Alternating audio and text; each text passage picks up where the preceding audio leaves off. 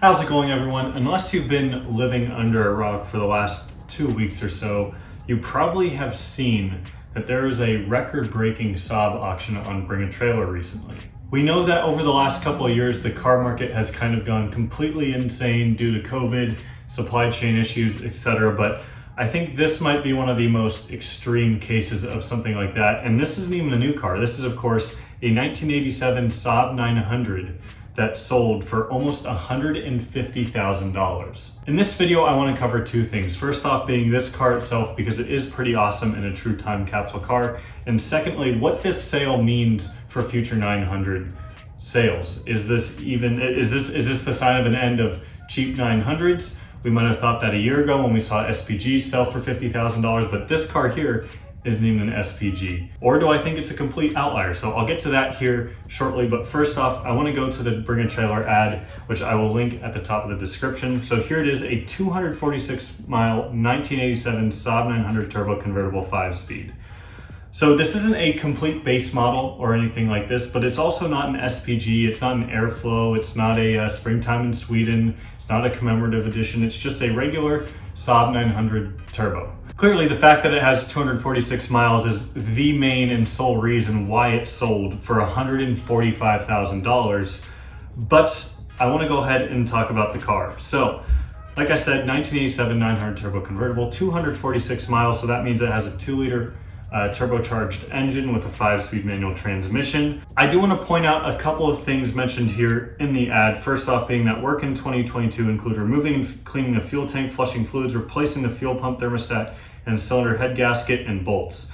So a lot of people are like, why is a car with only 200 miles need a head gasket replaced? Well, when a car like that has sat for pretty much its entire life, 35 years, seals are going to start to dry rot and leak and go bad. And quite frankly, I wouldn't be surprised if in theory, let's say this car does get driven more now, which I'd be shocked if it did because its value would just tank dramatically.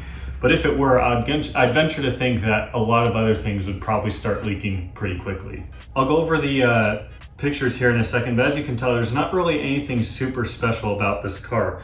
An interesting thing is that these tires were mounted in 2016, so they should be replaced per the seller's note. So again, brand new tires that probably have 50 miles on them, if that are 6 years old, that need to be replaced just because of age. This car in particular is really a true example of a time capsule car, meaning that when this car was bought in 1987, it looked exactly like this, and it's basically a brand new car for all intents and purposes. So this isn't a car that I would suspect the seller is ever going to drive. It's probably going in their private collection somewhere. It's sitting in their garage under a car cover, or it's being showcased in a museum for all we know. Some of you might be wondering, well, how's a car that old even have that many miles? And the Carfax report confirms that the last odometer reading was 235 miles, and there are 18 service records on this car, which is pretty impressive for a car that old.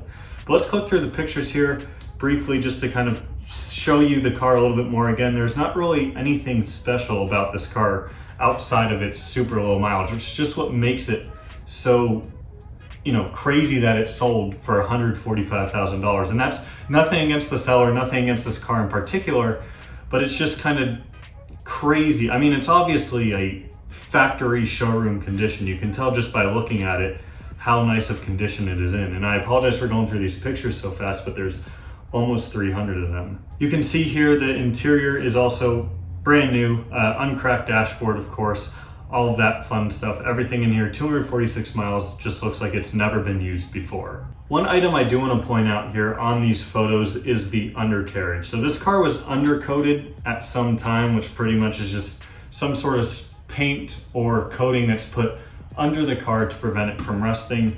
And unfortunately, and I saw some other people comment on this as well, it doesn't look like it was done to the highest quality. Here's a couple pictures of it. You can see it's not really overspray, but it's just not a very neatly done job, unfortunately. The ad said this was done by the original owner, who knows how long ago.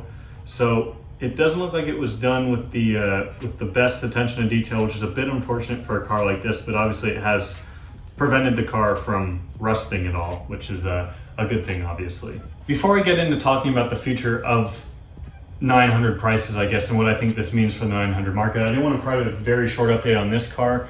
At the time of filming this, I'm currently waiting on a new master cylinder to arrive, as well as a part for the gear linkage.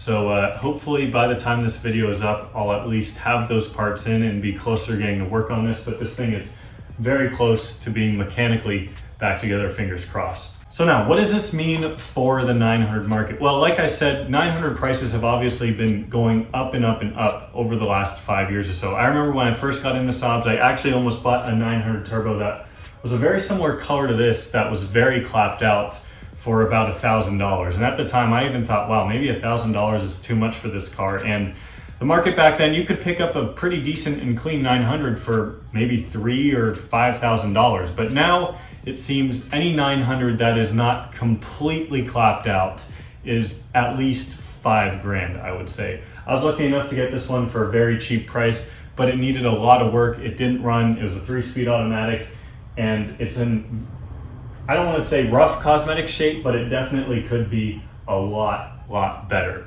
So what does this mean for future 900 values? Well, like I said, there was a SPG that sold, I don't remember how long ago exactly, probably almost a year ago at this point, that sold for $50,000. And we thought then, wow, the SPG market, you know, that's a top of the line 900 basically, and it sold for that much. So maybe SPGs are going to become super valuable now. And we've seen since then, SPG prices have kind of continued to rise to the point where seeing one listed for $15,000 or $20,000 that's in nice condition doesn't seem too out of the world crazy anymore. This car in particular, though, I think is kind of a one-off example. I mean, how many 900s out there still have mileage anywhere near this? This is probably the lowest mileage example of a 900 on the planet, if not one of them. And to see it sell is not a once-in-a-lifetime experience, but it's kind of one of those things that when something like that does sell, it's almost independent from the rest of the market, at least in my opinion. I think that your average 900 out there, something like mine that has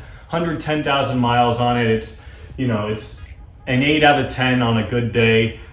Those cars, I think their values are going to continue to rise just as more and more of them end up in junkyards or accidents or get crushed, and they're becoming more and more rare and obviously more and more desirable. That naturally is just going to raise the price up. So I think that this particular car is not really too impactful on the 900 market just because of how unique this specific car is given its mileage. I do think overall though, 900 prices are not going to be going down anytime soon, if ever. I think they're going to continue to rise as they become older, more collectible, and I guess just more desirable. With that being said though, guys, let me know, did this person pay too much for this car? One other detail I forgot to mention was the bidding on this car was around $50,000 with about 30 minutes left on the auction, and it just absolutely skyrocketed from there. So a couple of people clearly had FOMO, which means fear of missing out, and really wanted this car, and in the end, someone got very lucky and paid a ton of money for it. In my opinion, I think they paid too much for this car. While I think it's a great time capsule example, if I buy a car, I want to be able to drive it. So driving this car, even driving this car, you know, 50 miles, I feel like would depreciate it substantially. But with that being said though, thank you all so much for watching. Let me know your thoughts on this particular sale down below in the comments.